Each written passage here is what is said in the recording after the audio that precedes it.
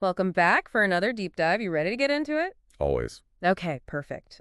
Today, we're going to look at the case of Obadiah Ben Yisrael, Okay. also known as Christopher Peterson, Mm-hmm. the so-called shotgun killer who was in Indiana in the early 90s. Right.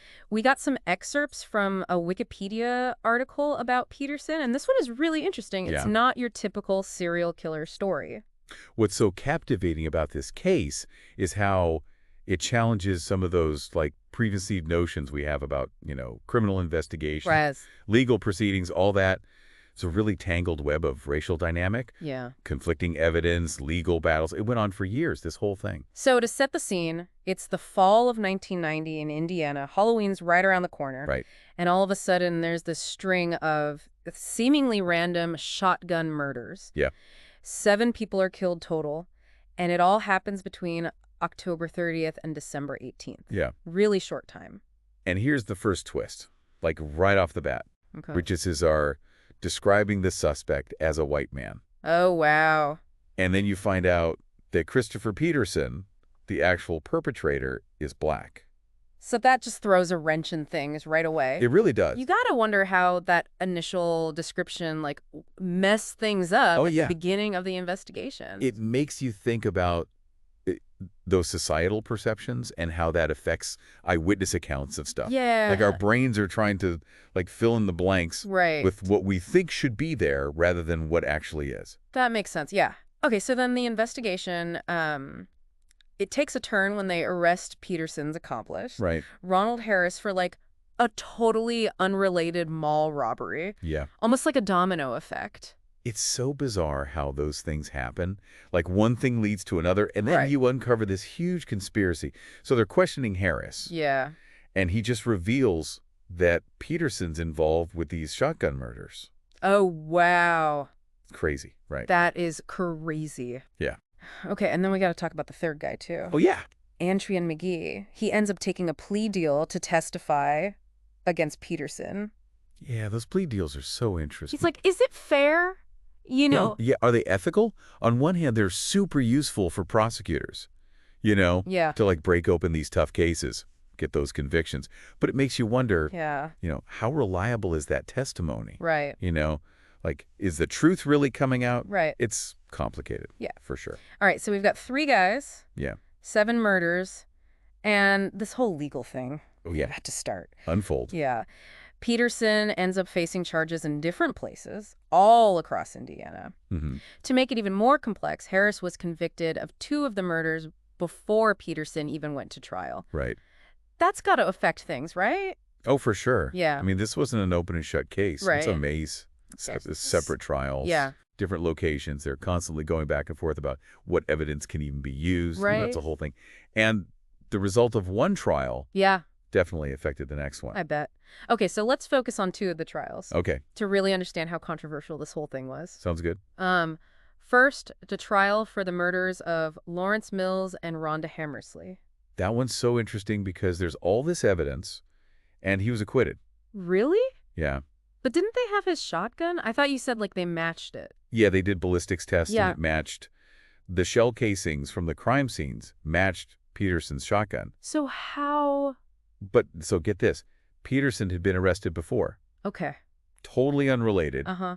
They took his palm print from Mills's car, Oh, okay. so they knew he was down. Right. But then that arrest was ruled illegal, What? so there's fruit of the poisonous tree, I'm not familiar. What's that? It's this legal thing. If evidence is gathered illegally, Okay. it can't be used in court. So that palm print was, the key. Yeah, it was huge. It could have been the thing that got him Right. convicted, but it got thrown out. Wow. Crazy, right? Yeah. One little mistake Yeah, changes everything. it's wild. Okay, so it wasn't just the palm print, right? There was more. Yeah, so the jury, they had Black and Hispanic members on the jury, Okay. and they didn't think that confession was legit. Really? They thought it was coerced. Interesting. Yeah, they said they didn't have enough proof that Peterson was actually there when the murders happened. So the makeup of the jury Huge. totally affects things. It can change everything. It's really interesting. Yeah, all those different perspectives and Lig's experiences, Yeah. they can totally change how evidence is seen Right. and how justice is carried out. Okay, so that's one trial down. Right. Now on to the second one. Okay. This time, he was charged with the murders of Harshawn Dhaliwal and Robert Martzler. And despite having an all-white jury, Yeah. he's convicted. It's crazy because they presented the same evidence, basically. What? Yeah, Peterson's confession, Yeah. testimony from McGee, his accomplice. And they believed it this time. Yeah, they found it more credible somehow. But how can the same evidence have two completely different outcomes? I mean, it's something that people debate all the time. Yeah. Was it just the jury? Yeah, could be. Maybe the prosecution just, got better at presenting the evidence, Yeah. Or maybe it was just tiny things like how they presented it Right. or how the witnesses seemed. Yeah.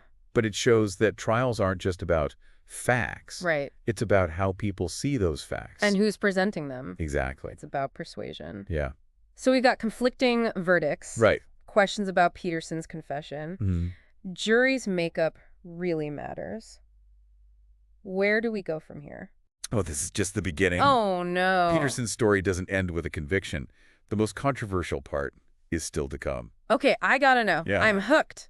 But we gotta give our listener a minute to process all of this. Okay, yeah. We covered a lot. Murders, shocking suspect. Totally. This whole fruit of the poisonous tree thing. 2 trials, totally different outcomes. It just shows that justice isn't always clear-cut. Yeah. It's a long road, lots of bumps. Right. And the same piece of evidence can be seen in totally different ways. It's true. And in this case, how people saw it really changed a man's life. That's crazy. Yeah, so we were talking about how Peterson was convicted Yeah. of the murders of Dhaliwal and Meisler. Yeah. And he was originally given the death penalty for those. Right. But, get this, Okay. the judge in that trial, Yeah. James Clement, Okay. he overturned the jury's recommendation What? for the death penalty. The judge can do that. Yeah, he decided to impose it himself. Wow. So the judge overrules the jury. Yeah, it's super rare. I bet. And it caused a ton of controversy. Yeah, I can imagine. People were debating about Right. how much power judges should have. Right, like should one person, even Yeah. a judge, be able to go against what the jury decided? Exactly. Makes you think about the whole system. Right. What does justice even mean? So what was the judge's reasoning? Like, why did he think the death penalty was the right call? It's hard to say for sure Yeah. without reading everything from the case Right. and the judge's actual statements. Right. But we have to remember this was already the 4th trial Oh, yeah, that's true. for this whole shotgun killer case. Yeah. Peterson had been acquitted twice already. Right. So maybe the judge just felt like even with those acquittals, Yeah. all the evidence together pointed to the death penalty. It's a tough one for sure. It is. Like, you got to respect what the jury says. Yeah. But if the judge felt strongly about it, Yeah. maybe he had to do something. Yeah, he had to follow his conscience. Right, right. And we can't forget about what was going on back then. Oh, yeah, for sure. Early 90s, the war on drugs, everyone wanted harsher punishments. Definitely had an impact. Yeah. Even if the judge wasn't aware of it. Right. It's always part of the context. Yeah, legal decisions are never made in a vacuum. That's true. Anyway, Peterson got the death penalty. But did he actually end up on death row? Well, hold on, there's another twist. Ugh, there's always another twist. In 2004, Okay. Peterson actually got post-conviction relief, Okay. and his death sentence was changed Oh, wow. to a total of 120 years in prison. From death row to 120 years. That's a huge difference. Yeah. What happened there?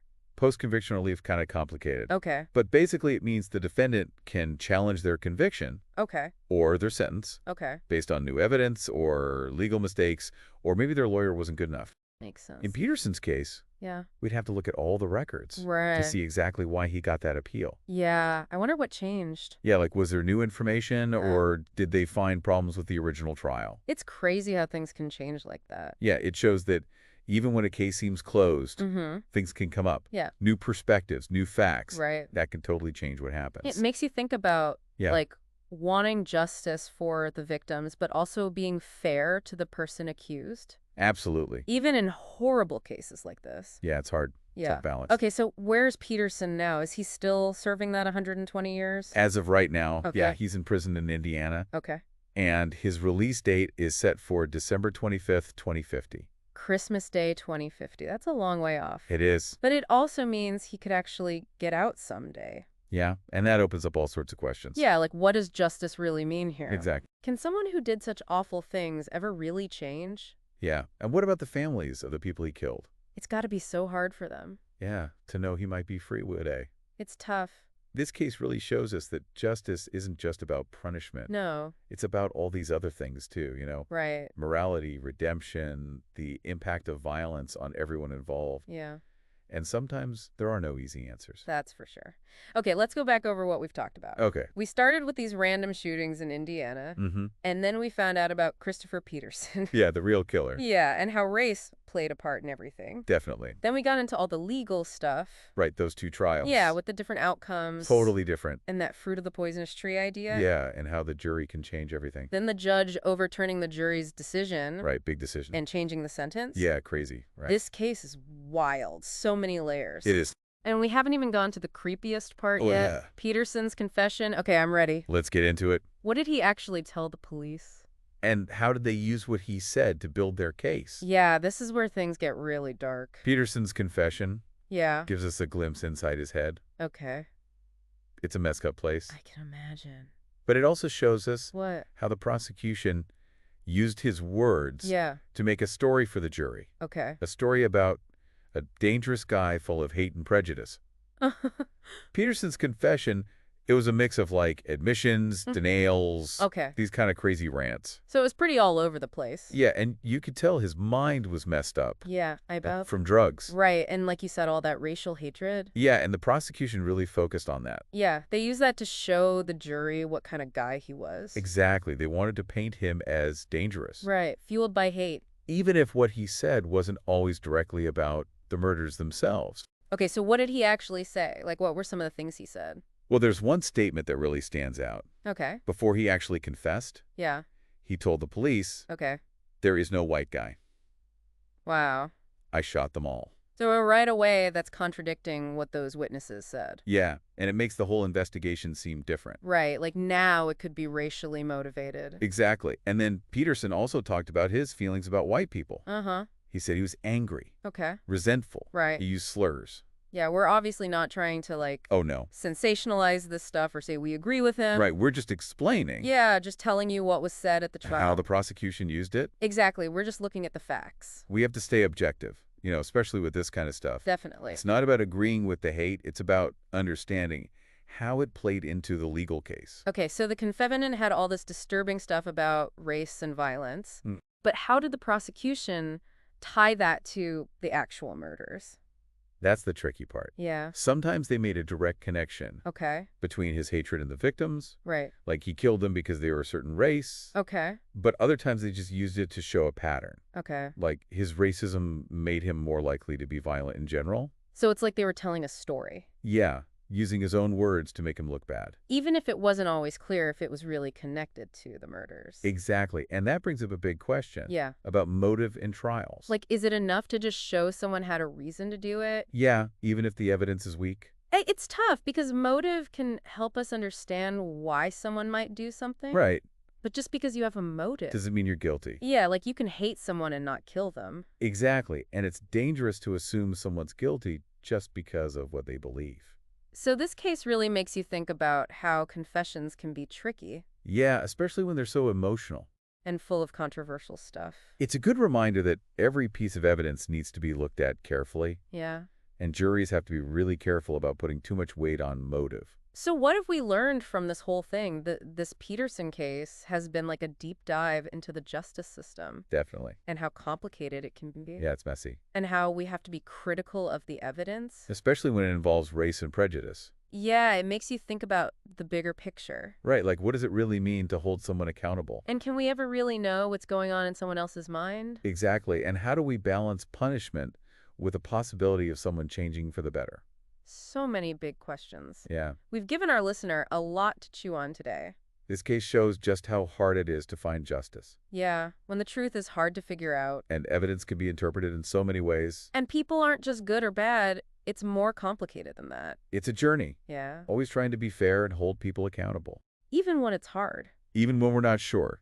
Sometimes the best thing we can do is just understand how complicated it all is. And keep asking the tough questions. Exactly. So what do you think about all this? Yeah, what are your thoughts on the Peterson case? Do you think he got what he deserved? And what can we learn from this whole thing? About crime, punishment, and prejudice. There's a ton of info online if you want to keep learning. Yeah, keep digging. Keep the conversation going. That's all for our deep dive. Until next time. Keep those brains buzzing. You later.